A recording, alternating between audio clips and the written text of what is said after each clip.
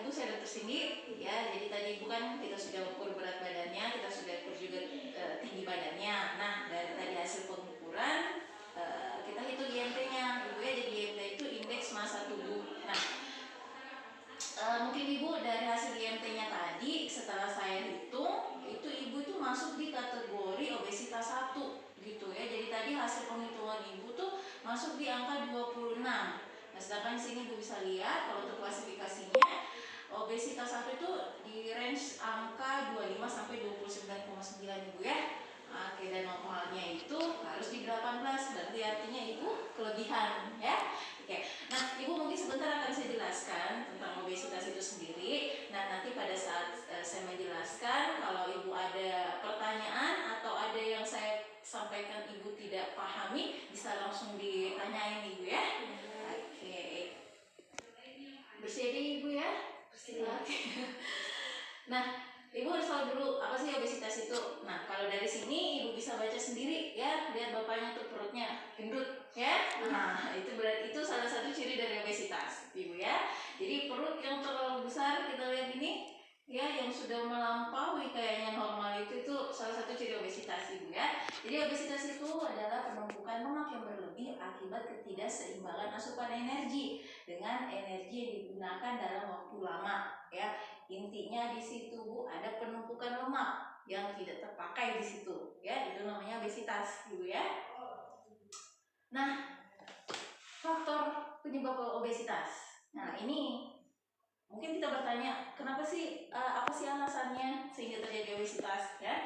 Jadi di sini bisa kita lihat ibu, obesitas itu bisa terjadi yang pertama karena pola makan ibu ya. Nah ibu bisa lihat di sini makanannya kan ada gambar burger, cake, apa tuh lagi, gorengan ya. Jadi ini makan makanan yang beresiko untuk menyebabkan obesitas ya.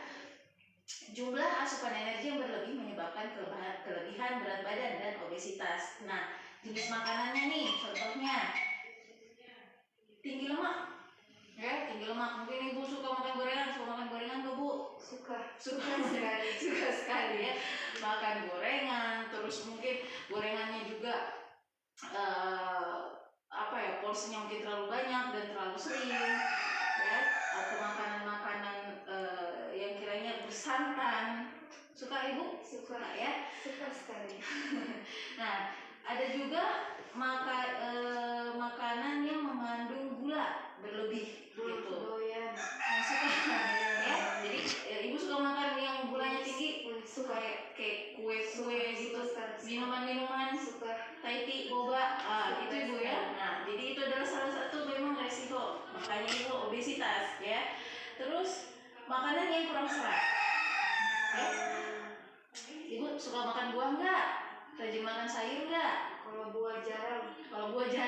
Sayur lebih jarang. Nah, itu juga faktor resiko sehingga ibu menjadi obesitas. Nah, junk food juga sama. Junk food juga sama ibu. Junk food itu kan apa ya? Pembuatan prosesnya cepat gitu ya. Jadi yang namanya junk food, bu, makanan sampah ibu ya. Jadi nutrisinya mungkin selama pembuatan selama di proses makanannya mungkin terbuang ya. Oke, terus tadi itu pola makan ya. Jadi tadi bisa kita identifikasi juga dari pola makan ibu memang sudah resiko ya terkena obesitas. Terus yang kedua lagi bu, kenapa sih ibu bisa kena obesitas? Karena pola aktivitas fisik yang kurang ya. Ibu aktivitasnya fisiknya gimana di rumah? Jarang olahraga sekali. Tidak pernah olahraga gitu ya. Oke, nah di sini dibilang pola aktivitas fisik itu yang kurang dapat menyebabkan obesitas ya. Apa kalau dia tidak keluar berarti energinya juga nggak ada yang keluar ya. Kalau ini semakin menumpuk itu bisa menyebabkan obesitas. Sampai sini ibu ada yang mau ditanyain? Sudah paham ya. Ya, jadi dari faktor-faktor penyebab obesitas ibu sudah bisa rasain sendiri ya. Ya, ibu ini memang faktor lifestyle-nya memang ada resiko ya untuk obesitas. Nah, tadi itu aktivitas ya. Di sini saya menjelasin aktivitas itu, aktivitas fisik itu ibu beda dengan olahraga ya. Nah, contohnya nih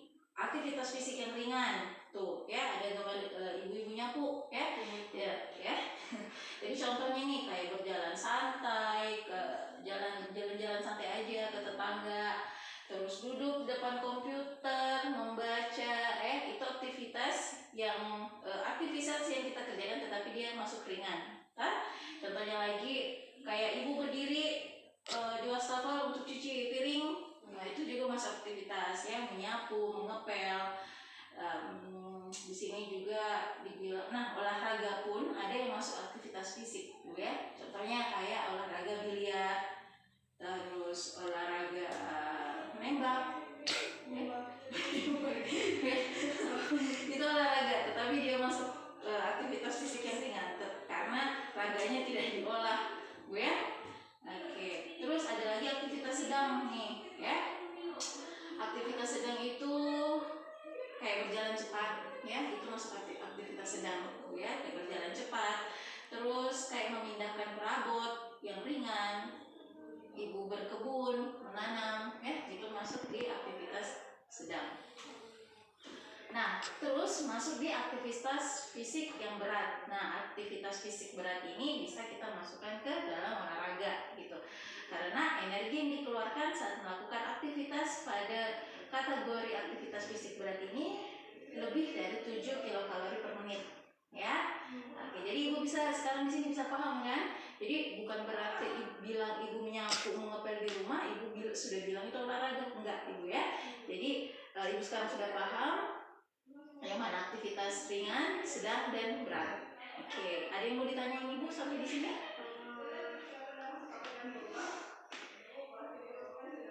Ada. Apa yang mau ditanyakan ibu? Kalorinya yang terbakar, berarti kalau misalkan makanan yang kita makan seperti kayak gorengan, terus yang manis-manis itu bisa terbakar dengan aktivitas yang berat. Iya, ibu ya. Jadi kalau makanan kayak gorengan itu kan kalorinya tinggi, tinggi sekali, ya. Anggaplah di atas mungkin bisa sampai ke 1000 kilokalori, ya. Itu kalorinya kalau kita makan gorengan itu tinggi sekali. Dan tentu kalau untuk membakar ini dibutuhkan aktivitas yang setara dengan pemasukan. Jadi istilahnya itu pemasukan setara dengan pengeluaran, ya. Jadi kalau ibu makan gorengan tetapi ibu cuma melakukan aktivitas kayak nyapu aja, kira-kira sebanding nggak itu?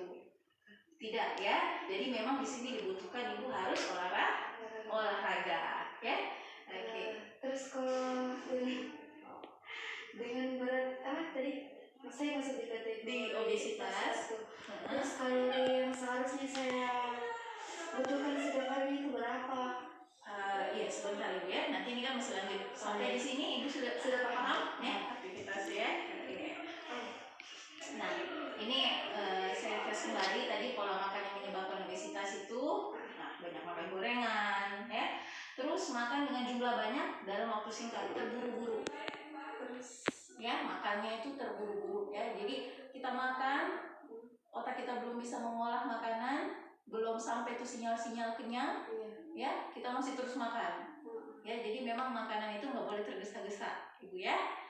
Oke, terus kurang makan sayur dan buah, jadi seperti ibu. Terus ibu menghindari makan pagi sehingga menambah porsi makan di siang dan malam hari. Sering sekali. Ya. Sering sekali. Oke, jadi itu salah satu faktor risiko ibu men-skip sarapan. Seperti harus tetap sarapan. Harus tetap sarapan ibu ya, biar metabolisme dari pagi itu bagus, ya, sistem pembakaran lemak di tubuh prosesnya bagus, ibu ya. Oke, terus makan berlebih dengan porsi besar. Oke ya, itu juga bu. Jadi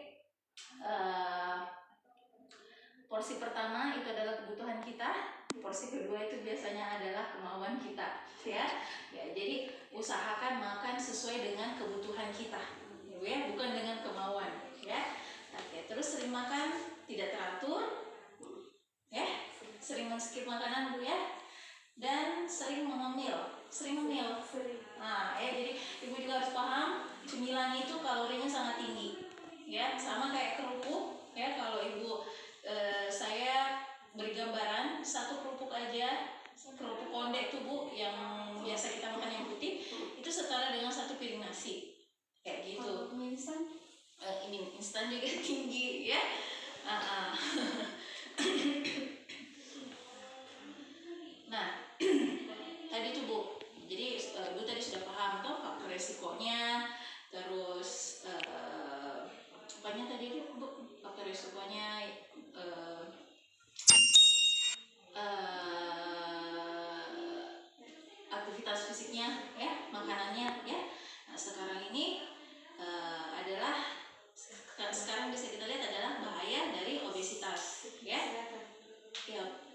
Jadi bahayanya ibu, yang pertama nih, obesitas ini bisa meningkatkan 2 kali lipat ibu ini terkena serangan jantung, hipertensi, gula, diabetes, ya.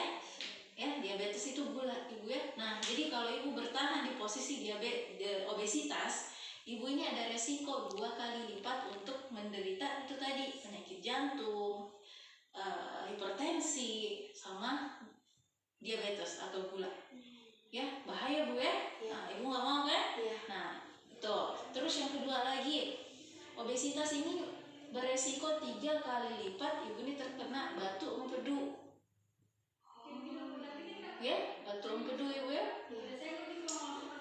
Terus bahayanya lagi, yang ketiga ini obesitas ini besar resikonya mengakibatkan kanker kalau pada laki-laki ya. Tapi kalau pada perempuan juga bisa. Kalau wanita dia resikonya tinggi untuk kanker payudara atau kanker rahim. Ya, jadi obesitas itu juga ibu resiko untuk kena kanker payudara atau kanker rahim itu tinggi sekali ibu ya. Oke. Terus bahannya lagi nih, obesitas beresiko untuk meningkatkan lemak dalam darah atau asam urat, kolesterol ibu, asam urat. Lemak darah itu Iya, kolesterol. Ya. Jadi kalau ibu obesitas nih sering kesemutan itu. Nah, nanti kita periksa lagi ibu ya. Jadi resiko untuk kena kolesterol asam uratnya itu tinggi sekali. Nah, bahayanya lagi nih, obesitas bisa mengakibatkan sumbatan pada jalan nafas pada saat tidur. Ya, pada saat tidur kalau ibu ngorok, nah ngorok itu salah satu ngorok mendengkur itu salah satu gejalanya, ya, sumbatan jalan nafas. Terus bahaya selanjutnya itu, nah, obesitas dapat mengakibatkan menurunnya tingkat kesuburan. Ya. Oke. Sekarang kan ibu masih di usia reproduktif gitu ya. Jadi yang ini harus kita jaga ibu, karena ibu masih di usia reproduktif. Dengan obesitas ini resiko ibu untuk bermasalah di area reproduktif itu sangat besar sekali ya. Oke, sampai sini ibu ada yang ditanyakan? Tidak ada. Oke, terima kasih. Nah, sekarang ini ibu sudah obesitas. Nah, apa yang harus dilakukan? Ya, jadi yang pertama, sekarang ibu harus kurangi konsumsi karbohidrat yang kompleks, ya, yang padat. Contohnya nasi, roti, ya, kentang, jagung, ya, itu kan dia karbohidrat padat, ya. Jadi dikurangin, bukan dihilangin, ibu ya, bukan dihilangin, tapi dikurangin. Terus yang kedua, hindari karbohidrat yang sederhana. Contohnya gula pasir, gula merah, sirup, kue-kue yang manis, ya, madu, selai, dodol, permen, ya. Itu semua adalah bentuk karbohidrat sederhana, ya, dikurangin, ya, atau bisa mungkin dihindari, ibu ya. Terus kurangi juga konsumsi lemak seperti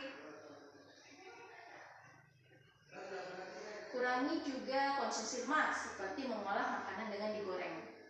Ya, jadi mungkin ibu pada saat memproses makanan mungkin hindari ya digoreng, mungkin lebih banyak direbus mungkin ya, kayaknya lebih sehat itu ibu ya, karena sekarang juga ibu posisinya sekarang lagi obesitas ya, jadi mungkin sekarang pada saat mengolah makanannya mungkin bisa direbus aja dulu, nggak apa-apa digoreng, tetapi kembali lagi jangan terlalu berlebihan ya. Terus untuk jajan-jajannya juga mungkin yang suka makan gorengan, yang suka beli makanan di luar, junk food mungkin itu jangan dulu ibu ya. Oke. Dan di sini juga dibilang kurangin santan dan mentega. Ya, mungkin makanan bersantan ibu kurangin dulu ya. Mentega itu kalau ibu suka makan kue-kue ya, mungkin dihindari dulu ya. Oke. Terus pola makannya itu dengan metode pola makan piring teh. Maksudnya, jadi ibu pada saat makan piringnya itu dibagi 3 bagian. Ya, 3 bagian. Jadi 1/2-nya seperduanya itu bagian buah dan sayur, ya. Seperduanya itu bagian buah dan sayur. Terus sepertiganya itu untuk karbohidrat, ya, karbohidrat. Karbohidrat yang kompleks, contohnya seperti nasi, ya. Itu cukup sepertiganya aja. Ibu, ya. Harus yang lebih banyak itu sayur dan buahnya, setengah piring nih, ya. Nasinya sepertiga saja, jangan kebalik ibu. Nasinya yang setengah, ya, nasinya yang setengah, sayurnya yang sepertiga, ya. Oke. Sepertiganya lagi siapkan untuk protein, gitu. Ikan, daging, ya, tahu, tempe. Ya bu. Jadi sekarang ibu sudah paham, ya. Sepertiga karbo. Ya, piring itu dibagi dibagi 3 bagian. Untuk setengahnya buah dan sayur. Sepertiganya lagi untuk protein, ya, ikan, sayur, daging, ya. Oke. Sampai sini paham ibu? Paham. Kemarin kebalik. Ya. Jadi sekarang ibu sudah paham, ya. Jadi nanti bisa diperbaiki. Nah, tips untuk mengatasi obesitas di sini, ya, ada konsumsi sayur dan buah minimal 5 porsi setiap harinya, ibu, ya. Jadi ibu harus, ya, harus banyak makan sayur, ya, sayur dan buah. Terus membatasi tidur yang berlebihan, ya. Tidurnya ibu jangan berlebihan, ya, yang bagus memang 8 jam sehari saja, ya. Tidur siang nggak apa-apa, tapi jangan lebih dari 2 jam, ya, ibu. Jadi kalau kita kalkulasi tidur kita satu hari 8 jam, ya. Mungkin istirahat malam kita 6 jam, siangnya 2 jam, ya. Pokoknya jangan lebih dari 2 jam kalau istirahat siang. Terus meningkatkan aktivitas fisik yang berat, olahraga, ya, 3 kali minimal dalam seminggu. Waktunya 30 menit saja, ya. Jadi usahakan dalam seminggu ibu harus melakukan olahraga, ya, selama 30 menit, gitu, ya. Oke. Terus ibu juga biasakan pola makannya teratur, gitu. Kayak tadi seperti saya bilang, jadi nanti di rumah pola makannya ibu itu prinsipnya dirubah, ya. Prinsipnya pakai piringnya itu dibagi 3, ya. Oke. Selanjutnya membatasi aktivitas seperti menonton TV, ya. Aktivitas yang tidak ada gerakannya, yang minimal gerakannya, ya. Nah, jadi itu nanti bisa dibatasin, ya. Kalaupun mungkin ibu bekerja yang mengharuskan ibu duduk, minimal setiap 2 jam ibu harus melakukan perenggangan, ya. Berdiri, lakukan dulu perenggangan sekitar 15-30 menit, ya. Selanjutnya ibu juga harus batasi gula, garam, dan lemak yang berlebih. Dibatasi, dikurangin, ya, bukan dihilangkan, ya, karena tubuh kita memang juga masih perlu itu. Jadi semua itu harus dibatasi, ya. Oke. Sekian